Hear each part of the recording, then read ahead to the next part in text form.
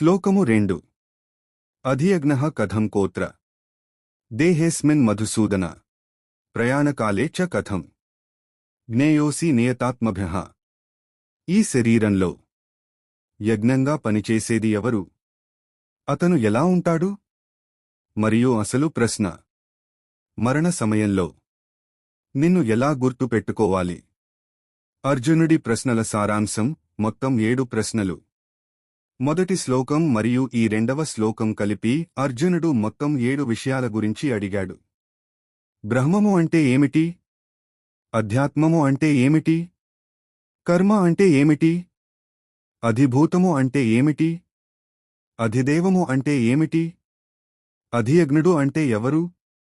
ఆయన శరీరంలో ఎలా ఉంటాడు? మరణకాలంలో నిన్ను స్మరించడం ఎలా సాధ్యం? శ్రీకృష్ణుడి సమాధానం క్లుప్తంగా. ఈ ప్రశ్నలకు సమాధానంగా శ్రీకృష్ణుడు తర్వాతి శ్లోకాల్లో ఇలా వివరిస్తాడు. అధియజ్ఞుడు ఈ దేహంలో అంతర్యామిగా ఉండి అన్ని యజ్ఞాలకు, కర్మలకు సాక్షిగా ఉన్న పరమాత్మయే శ్రీకృష్ణుడే అధియజ్ఞుడు. మరణకాలం, అంత్యకాలంలో ఎవరైతే భగవంతుని నిశ్చలమైన మనస్సుతో స్మరిస్తూ ప్రాణాలను విడుస్తారో వారు తప్పకుండా భగవంతుడిని, మోక్షాన్ని పొందుతారు. అంతకాలే చ మామేవ స్మరన్ ముక్త్వా కలేవరం అని కృష్ణుడు స్పష్టం చేస్తాడు.